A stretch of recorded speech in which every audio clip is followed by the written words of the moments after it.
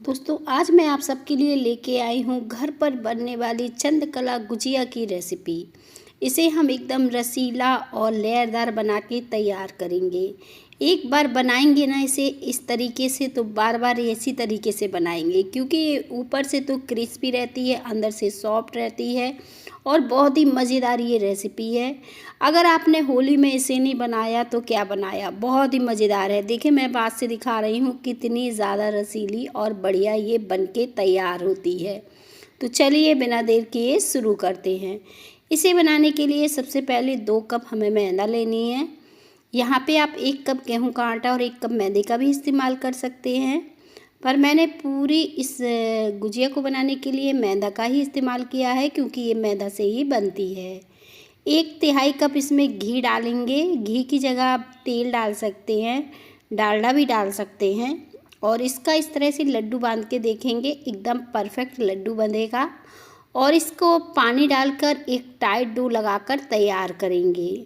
इसके लिए हमें टाइट डो ही रखना है, सॉफ्ट डो की ज़रूरत नहीं पड़ेगी, क्योंकि डो अच्छे से लगा रहेगा तो हमारी जो चंद्रकला गुजिया है ना, वो बहुत ही परफेक्ट बनके तैयार होगी। तो बस इसमें थोड़ा सा मैंने लास्ट में तेल डाला और इसे अच्छे से मसल के चिकना कर दिया। डो यहाँ पे लग चुका है, अब इसे ढककर साइड रख देंगे। तब तक हम दूसरी तैयारी करेंगे। 1 कप दूध लेंगे स्टफिंग बनाने के लिए। यहाँ पे दूध को चलाते हुए गरम कर लेंगे और इसी से आज हमारी चंद्रकला गुजिया बनके तैयार होगी। 1/4 कप चीनी लेंगे। चीनी अपने टेस्ट के हिसाब से थोड़ा सा बढ़ा भी सकते हैं। साथ में इलायची का पाउडर डाल देंगे। इन सारी चीज़ों को गरम कर लेंगे कुछ इस तरह से और इसे चला देंगे ताकि चीनी हमारी अच्छे से घुल जाए। और जैसे ही चीनी घुल जाएगी तो देखिए चीनी अच्छे से घुल गई है। अब हम इसमें डालेंगे आधे कप मिल्क पाउडर। आँच को धीमा कर देना है और इस मिल्क पाउडर को आपको इसमें डाल देना है। इससे हमारा मावा तैयार होगा गुजिये का और स्टफिंग वाला। तो बस इस तरह से मैंने बहुत ही मज़ेदार ये रेसिपी बना के तैयार की है। और ये मिल्क पाउडर का मावा बिल्कुल जैसे मार्केट में मावा मिलता है ना, ठीक उस तरह से बनके तैयार होगा। हल्का सा दानेदार रहेगा जब इस तरह से बनाएंगे, देखिए कुछ इस तरह से। और अब हम इसमें थोड़े से काजू कटे हुए डाल रहे हैं। ड्राई फ्रूट आप अपने हिसाब से डाल सकते हैं, जो भी डालना चाहें। और अब देखें ये काफ़ी पक के तैयार हो चुका है, तो मैंने गैस को बंद किया और इसे इस तरह से फैला के छोड़ दिया ताकि ये ठंडा हो जाए। और ठंडे में कुछ इस तरह से हो गया है। तो ये स्टफिंग हमारी बनके तैयार हो गई है। आप चाहो तो इसमें सूजी भूनकर भी डाल सकते हो, पर मैंने यहाँ पे 2 चम्मच ड्राई कोकोनट का इस्तेमाल किया है, क्योंकि चंद्रकला गुजिया मावा बना रहे हैं तो इसमें हम सूजी नहीं डालेंगे। अगर आप डालना चाहें तो डाल सकते हैं। तो देखें इस तरह से हमने स्टफिंग बनाई और साइड रख दिया। 2 चम्मच मैदा ले लीजिएगा और 2 से 3 चम्मच इसमें घी डाल दीजिएगा और इसका साटा बना के तैयार कर लीजिएगा। तो ये तो हमारा साटा बन के तैयार हो गया है। इसे भी साइड रख देते हैं और आटे को देख लेते हैं। आटा को मसल लेते हैं एक बार फिर से और इसकी लोइयाँ तैयार करेंगे। यहाँ पर देखें इस तरह से मैंने सारी लोइयाँ कट कर ली, लेकिन 6 लोई का हम इस्तेमाल करेंगे, क्योंकि जितनी ज़्यादा लेयर होगी उतनी बढ़िया हमारी चंद्रकला गुजिया बनके तैयार होगी। तो यहाँ पे रोटी से भी पतला इसे बेल कर तैयार कर लेना है। जैसे अभी किया है तो पूरी 6 रोटी हमें बेल लेना है। इसी तरीके से सारी 6 रोटी देखें इस तरह से बेल चुकी हैं। अब इस पर साटा लगा देंगे।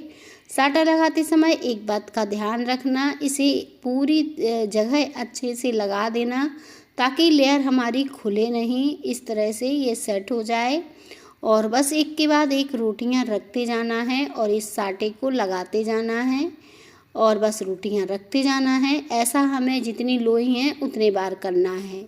6 से 7 बार आप इस तरीके से कर सकते हो, उससे लेयर बहुत अच्छी बनके तैयार होगी। अब इन सारी रोटियों को हमें लास्ट में बेलना है और लास्ट वाली रोटी पे हमें साटा नहीं लगाना है इस तरह से, क्योंकि हमें उसे बेल के तैयार करना है। अब हम इसे अच्छे से बेल लिए हैं और इसे उठा के अब हम फोल्ड कर लेते हैं कुछ इस तरह से। इसे लास्ट में आप चाहो तो थोड़ा सा पानी लगा के इसे इस तरह से चिपका दो बढ़िया तरीके से, ताकि ये चिपक जाए। अब ये आटा तैयार हो चुका है, तो मैं इसे चाकू से आगे का हिस्सा हटा दूंगी और बाकी की मैं लोइयाँ तैयार कर लूँगी। यहाँ पर बस एक बात का ध्यान रखना है आपको कि आपको जितनी छोटी बड़ी लोइयाँ मतलब बनानी हैं उस हिसाब से आपको काटना है। तो बस इस तरह से मैंने मीडियम साइज़ की इन्हें पतला पतला काट के तैयार किया है। अब इन्हें बेल देंगे कुछ इस तरह से, हल्का हल्का इन्हें बेलते जाएंगे और साइड रखते जाएंगे, बहुत ही बढ़िया ये बेल जाएंगी। इसी तरह से हमें इन्हें बेल लेना है गुजिया बनाने के लिए। अब इनके बीच में हमें क्या करना है, चारों तरफ ही पानी लगाना है और बीच में स्टफिंग को रखना है।